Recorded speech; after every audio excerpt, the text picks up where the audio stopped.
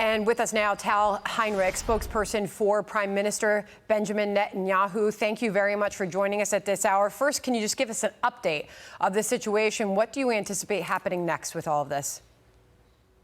Well, right now, we have more than 7,700 rockets that have been fired at Israeli territory since the outbreak of this war that we didn't start, a war that we didn't want, we didn't even expect. We were dragged into it by the Hamas terror organization. And we, Sandra, as a nation, we have taken this very important decision that we can no longer live next to an existential genocidal threat. This is the only reason why we are operating in Gaza right now. And we will bring an end to the Hamas regime in Gaza. Once we are done, they will not have any kind of governance bodies or military wing. Hamas can simply be no longer. Israelis will be safer once Hamas is gone, and Palestinians might have better new opportunities. You know, it's been a tough vote for you to win at the United Nations. Has been that way for decades. But the news that just crossed a moment ago on behalf of the UN Secretary General, I read a lot of what he said. His last line is the Palestinian hopes for a political solution to their plight have been vanishing, and talked about an occupation now for 56 years. What is your reaction to that? And although there was a call for the Secretary General to resign, in all likelihood, you should not hold your breath for that based on history at the UN. True. There is a very clear anti-Israel bias at the United Nations. This is nothing new, this crazy double standard.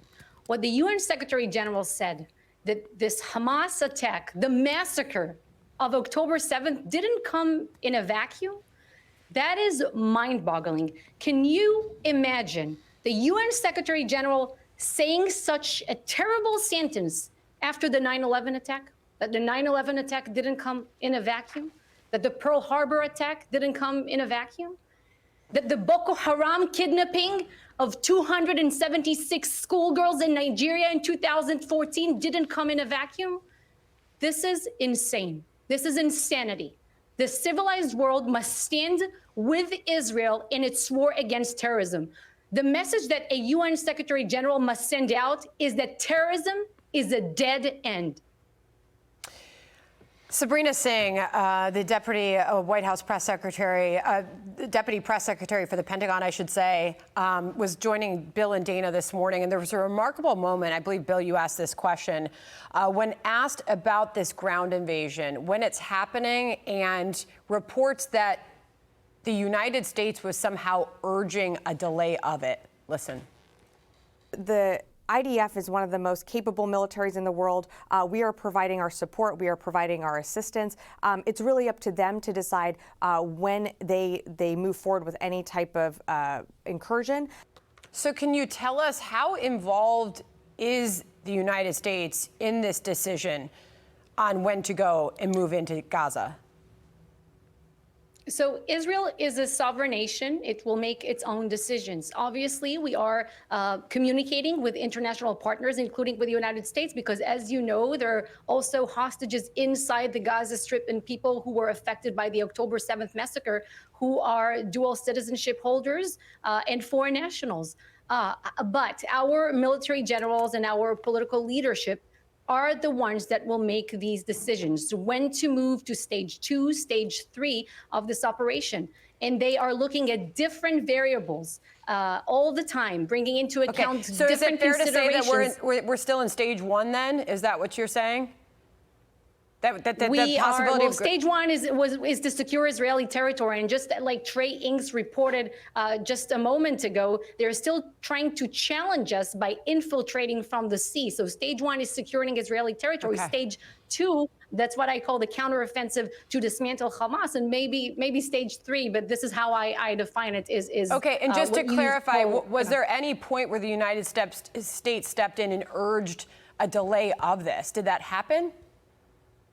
I don't think a delay is a word that actually fits here, because there are different considerations that are being brought into account.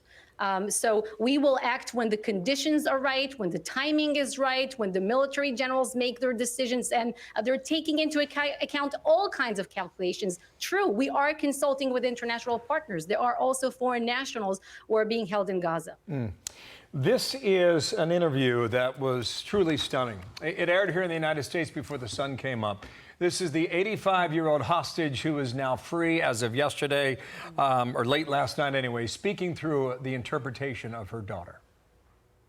They stormed our kibbutz, they kidnapped me, laid me on my side on a motorbike, and rammed into the streets toward Gaza. They blew up the fence, dozens stormed our houses, hit the people and kidnapped people like me. There's no difference between young or old men or women. It was very, very painful. It's quite remarkable. Listen to her husband is still held captive in Gaza. Can you confirm at this hour, at the highest level of the Israeli government, are there still negotiations to free hostages, whether it's 2 or 20, between the Hamas leadership and the government of Qatar?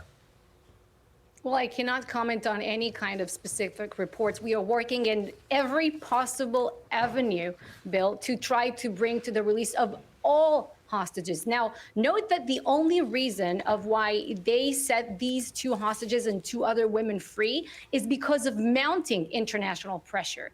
And this pressure is just going to increase. We are calling on the international community to back us up in this demand. Set them free. Let the Red Cross pay a visit to the hostages. There's a 9-year-old boy celebrating his birthday in Gaza right now without his family.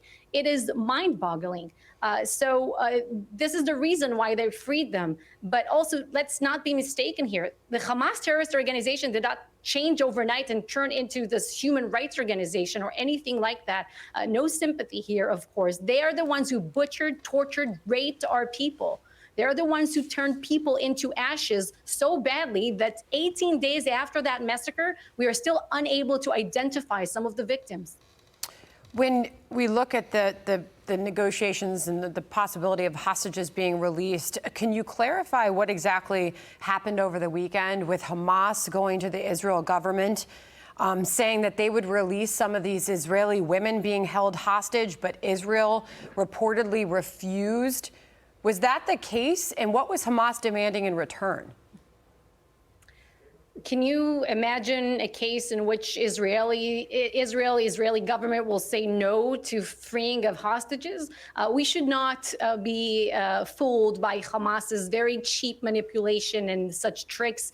This is part of their propaganda war machine, and we shouldn't believe anything that comes out of their mouths. We should be very, very cautious whenever any kind of report is coming out of Gaza. There's no free speech, no free press there. Anything that comes out of Gaza is controlled by Hamas. They are the people with the guns. Tal Heinrich, thank you for your time. Spokesperson for Benjamin Netanyahu, the Israeli Prime Minister. Thank you. Thank you for being here today. All right. Thank you. Hey, Sean Hannity here. Hey, click here to subscribe to Fox News YouTube page and catch our hottest interviews and most compelling analysis. You will not get it anywhere else.